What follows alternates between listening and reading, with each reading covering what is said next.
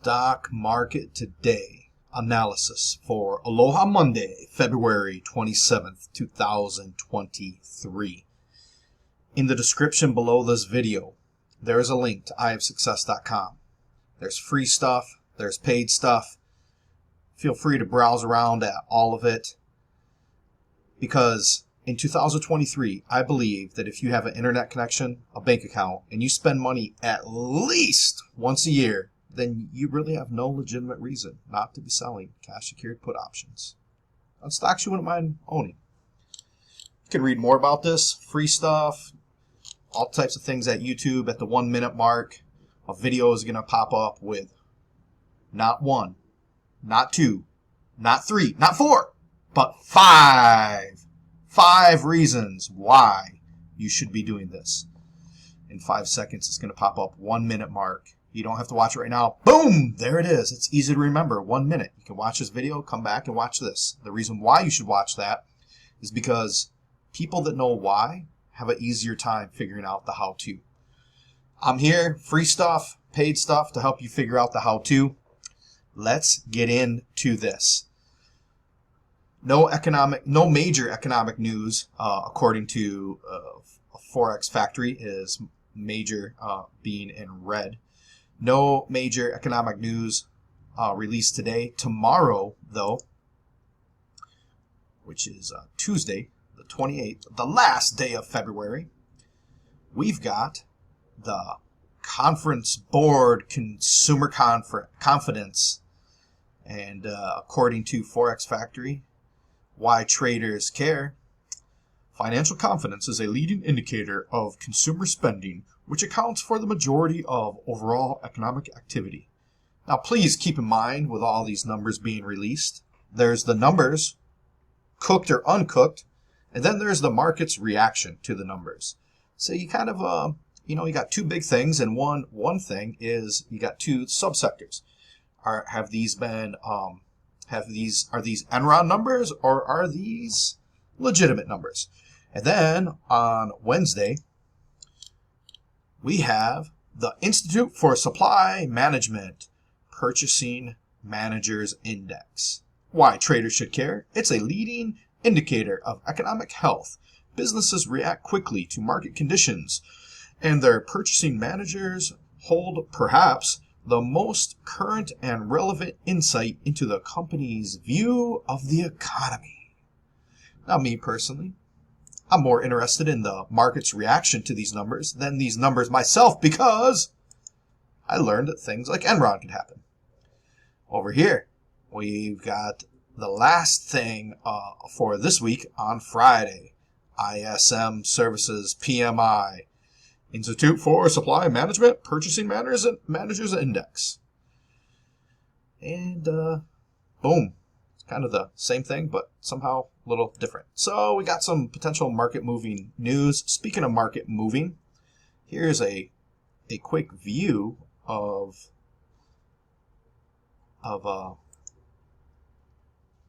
this heat map. You see, get off there. So the stuff that's the bigger it is, and you can see the different colors associated with it of where the action's at. But we got a lot of green, and a lot of it is in that those big brand names, things that most likely you've heard about. So we see up day, advancing versus declining. 61.1% of the market closed higher today than it did last Friday. New high versus new low. Only 47.5% of the market made new highs, where you got a little bit over 50% of the market making new lows. And then we have above the simple moving average 50-day. We got it. Not 51%, a little less than 50%, 48.3 above. How about above the 200-day moving average? Same thing, less than 50%. Anything Anything noteworthy going on in the news?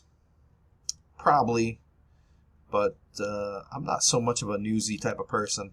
I'm trying to get a little more in the news, but now is not the time for me to do it. Let's just roll right into here. We're looking at the futures at the moment. All these candles are 1 month, 1 day. Let me rephrase that. We're looking at around 30 days worth of trading days, and each trading day is represented by 1 candle. That red line is a 200-day moving average, and we got some volume down on the bottom. Here's our futures for the 4 major indices, and we see overall that our current candle, which is trading overnight, is opened at the top of the close on all 4 indices. At the moment, it's a red candle. What do we see here, though, in the overall month? Down, really playing around this 200-day moving average. Same thing with, that's the S&P. Same thing with the Dow Jones. NASDAQ, kind of more sideways than down. But is this an M? Looks like it's an M. You see that M there? Let's bring out this handy dandy drawing tool. Woo! That's a little too thick, isn't it? I mean, maybe you like them thick, but for this case, it's a little too thick. Maybe that's not thick enough, but whatever, right? Here's our M. So just like reverse of the W, waiting to see what's going to happen right here. It dropped. It's kind of going sideways. So we want to see, right, look at this, right there, the 50% line. Touched it right there, came back down. So that's not looking too good. For example, look at gold, same thing, right? We're trying to see, touch this 50%. Not, doesn't mean it's going to happen. We're just looking at trading these patterns and things like that. What takes shape with people showing how they want to spend their money and all that type of or invest their money. So anyways, kind of going sideways. Nothing over here on the Russell. It's sideways too. Bitcoin looks like it might drop. It's really was hitting this support right here at 24,000, but broke that. Now we're down in this 23,000. If it starts floating, touching this 23, maybe it'll drop. Maybe it'll chop around in this trading range right here. Silver down, gold down, natural gas starting to rise up just a little bit. Crude oil still staying between this. Look at this. The 82 is no longer in this chart anymore. It was between like 72 and 82. Now it's went down just a little bit. It's now between 72 and 80, a little bit lower. 10-year treasury moving up. VIX kind of going sideways. I'm feeling less excited about the VIX overall.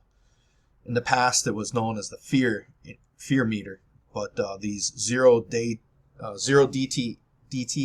0 days to expiration options, I think are possibly throwing off the predictive value of the VIX. I could be wrong on that, or I could be right. We already looked at these 3. You see the U.S. dollar. It has been overall last month moving up. 20-year treasuries moving down. And look at our 4 indices. Look at this. These are some weak candles in here. Look at this one. We thought maybe that we had these bottoming tail bars right here. We thought that could be a possibility. Look at this. It's look at this, like today's candle. Look at all that wick to the top. All this wick to the top. Not as much, but there's some wick to the top. Not as much, but more than the NASDAQ. So it seems like there's a little bit of indecision happening, and it's chopping around at the bottom of these drops. Where it closed today. I get it got way up here, but that's pretty it's pretty bearish that it got up here, then boom, next day dropped down here. So right now we're in the bottom of all these. We'll take a quick breeze through the 12 sectors, looking very similar to what we just saw in those indices, looking bearish. It's gapped up. Look at this. Financials are probably trying to push those up, but now I had a frozen mouse. No problem. No problem. That mouse is frozen. Let's see if this let's see if my backup mouse is going to start. Oh, look at that. Right, we'll just turn that one off. All right, if this one freezes, then I don't know. I don't know what might be going on. Let's get that out of here. All right, got the backup mouse running. And financials. Okay, so we're still basically, look, we're still basically got this big drop. We're down here. Opened up, tried to get to the top of here. Boom, we're back down here. You know, looking kind of weak. Gapped up over here on the industrials, closed down. Where are we at? We're in the bottom 50% of this big drop off here. This is something, even though over here in the basic materials, well, we got something a little, it's not really bullish, but it's more bullish than what we're seeing over here, right? Oh, looking over here at the communications, looking weak. Retail, of course, looking weak. Same thing with real estate and XLU. Yep, for utilities, looking weak. All the stuff looking weak. So it would not be a surprise if we saw more weakness, right? And let's change this over to my handy dandy standard charts so we can take a look at, let's just go with 6 month. For no other reason than I just like the look of it. That's really not the best reason to go with it, but that's what I'm going to do at the moment regardless. We're going to blow through these stocks real quick. Okay, I got a list here of the top 10 stocks in the S&P 500, which happens to be a lot of overlap in the NASDAQ. What happened with Apple today? All right, we see this kind of this topping tail, right? Looking weak. It looks very similar to some of the indices we saw. Microsoft. What happened with Microsoft? Yeah, looking weak. You see that candle dropping down. Amazon, yep, looking weak. Meta, look at that, gapped up here. Boom! Now it's slowly floating back. Is it going to fill this gap right here? For some reason, they want to have Google twice, so that's what they did. And both of them looking weak.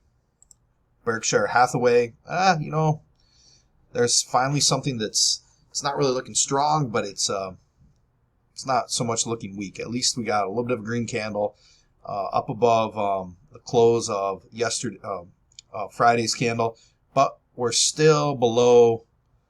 We still haven't gained back this lost pricing right here, and it looks like we're probably hitting this resistance at what is that, 305. Tesla, all right, that's finally looking a little bit. Got a little more of a bullish candle there. And probably, I'm guessing, this little pivot right here, probably going to be hitting some resistance. So what is that? What's that price in there? Somewhere around the 216. See what's going to happen around there with a lot of people's favorite cult stock. Nvidia gapped up. It's not looking super bullish, but it's still up and away at the moment. We'll see if it's going to maintain that. JP Morgan Chase. Whew, look at that. It's seems like it's hitting some resistance right in there. And we'll quickly go to the NASDAQ, and we're going to see that it's a lot of the same. Apple, we looked at. Microsoft, Amazon, Google, Meta, Tesla. Google, second time. Nvidia, PayPal. Let's look at PayPal. Nope, looking bearish. Adobe, oh boy, looking bearish. Alrighty, so now we'll hit up the Dow Jones. United Health Group, woo, looking kind of bearish, right? Government Sachs, closed down. It's like getting stuck in this range right here, so it's still closing below this candle. I guess you could interpret it as high, lower high, or you could interpret it as low, higher low, higher low.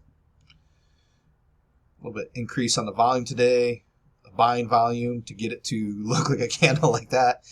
It's probably hitting this resistance right in here at 370. Home Depot. I was just in Home Depot actually. And Home Depot took a drop. Now it's below this 200-day moving average, if that means anything. And we see right in here, this 300. Boom, we see some resistance now. Microsoft, where I looked at.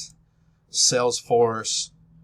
Kind of go either way maybe. McDonald's. Kind of going sideways, right? Potentially good iron condor candidate. Maybe. I don't know. Never looked into it. And Honeywell International looking just straight up bearish. Visa. Kind of sideways. One of those. I think they put that in the financial stocks. I can't remember. I think that might be in technology. Amgen. Down. And Boeing. Look at that. Gap down. Not looking too great. As I look at these stocks every day, I'll get more used to them. That's what I recommend that you do. I recommend that you pick, like, if you can, just start with one stock. That would be the ideal thing. You start with one stock and then spend some time getting to know that stock. Now we're over here in the Russell 2000, AMC. Look at that. We had a spike up. Look at that volume that came in today. Oh, might be some commitment. Let's see how this is going to play out tomorrow. Hit around this $8 point right here, and let's take a look. Here's a year. All right, so now we're looking at 5 years. Right, had a spike up right here, but when you pull back and you look at 5 years, right, this little blip up doesn't seem that impressive. But what I want to do is I want to just take a quick peek at what sort of premium. Let's say the 18. What kind of premium? Because look at this. It was on Friday. It was an implied volatility of, I think, 252. Implied vol came down a little bit, but at the 20, you got roughly about 11% chance of getting assigned, and could potentially, if you sold it at the high, could have potentially got $20. And this one though, I guess you could, if it went against. I am not recommending this, to be honest with you. We're just looking at something. Do not do this. This is not the stock you should do this on. And one reason why is that, do you really want to own AMC? Let's take a quick peek. Just AMC. We'll see if AMC is something that can load quickly, or if it's going to take forever to load. AMC. So here at Finbox, which if you are interested, I have a little link in the description below this video that if you sign up, that will help me out. They don't have a dividend over here. No dividend. Overall, Finbox is bringing them up as fair financials. Operates with significant debt burden. That's not looking too good. High shareholder yield. Significant return over the last week. Poor earnings. And cash flow may force dividend cuts. So let's take a look real quick at data exporter. Check this. Oh, look at this. That's horrible. And what I was taught is to look for a good deal when the enterprise value to EBITDA is like 10 or less. We're at 116, which basically means this company sucks. Maybe you want to put it a different way. Feel free to. I don't really care. But at $7, you're like you're extremely overpaying for this company. I think that's why some people think that eventually it might go to zero. I don't know what the. Let's take a quick look over here. Free cash flow. Look at this. After they pay their bills, ain't got no money left. So this is a pure speculation. And one thing that you can do that for me works out really well when I want to own a stock is sell a naked call, and then if it starts moving up to my strike price, then I might buy shares to turn that into a covered call. So that way I'm just collecting more shares. Even if I don't get called out, I keep those shares. But this one, I would say you should probably stay away from it. And let's take a peek. Go back here to the 6 month. Let's take a peek at this one, Shockwave. Oh, Shockwave, kind of moving sideways there. Is that a shocker? Biohaven, relatively new, and $7 up to 20, and we're at 15 right now. But I don't think there's much information. IntelliTherapeutics, looking kind of downish. Crocs, I saw somebody wearing some Crocs today again, and that's still kind of looking up. But look at this, we're all the way up here. Look at that long candle. It's like buying pressure pushed it all the way up here, and selling pressure just brought it down. And now when you look at this big red drop candle right here, where are we at? We're floating back down. So me personally, I wouldn't be going long, but you do it in a paper trading account if you want to do it. That is look at this humongous drop down here on Chart Industries, and we're just kind of getting stuck at this 140. And over here, Karuna, we're kind of moving down, kind of moved up, boom, had this gap down. It's just been moving sideways, and now it moves sideways right into the 200-day moving average. And maybe a saving grace, you could say. I don't know if this is saving grace, but one positive bullish thing we could say about this is a shot up right here, and look at, we got prices trading at the top end of that candle. And Lattice Semiconductor down here, right? So this little bull trend that it was in seemed to have kind of come to a short-term end, and we had some earnings reports went up on, but fading down to the bottom. And looks like we might end up maybe hit some support right in here. If it breaks through that, probably notice it getting stuck around 80. Apelios? I don't know how to put my grammar is absolutely atrocious. Same thing, boom, spiked way up here and kind of pulling back. Looks like on some earnings reports. So overall, my fine feathered friends, I don't see a whole lot of bullishness at the moment. So what it appears to me is that we are still in a sideways market. S&P 500 closed under 400 today, and let's unlink this.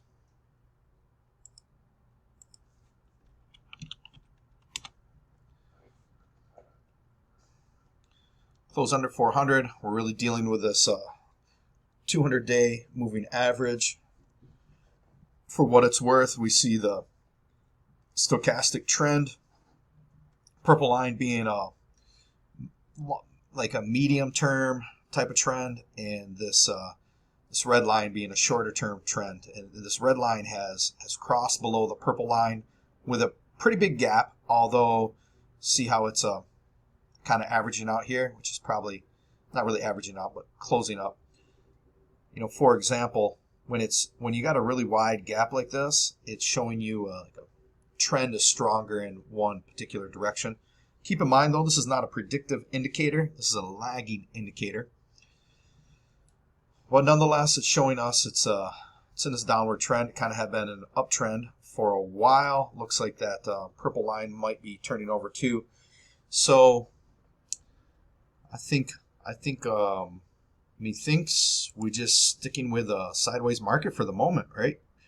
As long as we stay between 420 and 380, definitely just kind of going sideways. It would be great. It would actually be really wonderful. Maybe it's gonna, I don't know where it's gonna stick between, but the most fantastic thing that I could see happening for the rest of 2023 for us would be it goes up to 420, it drops down to 480, or excuse me, 380, and then from 380 it goes back up to 420, and just stays in this range where you could just be selling yourself some iron condors, having iron condors fly into your bank account left and right, maybe up and down. But you know, if you don't know how to do an iron condor, you should probably not do that. If you don't want to worry about that stuff, you want to take things a little bit easy. You want to do some basic stuff. You know, you want to be the tortoise. This is it, my friends. This is it. Hit up the free stuff. If you want to get a hold of me, contact us. Which us is me, myself, and I. Aloha.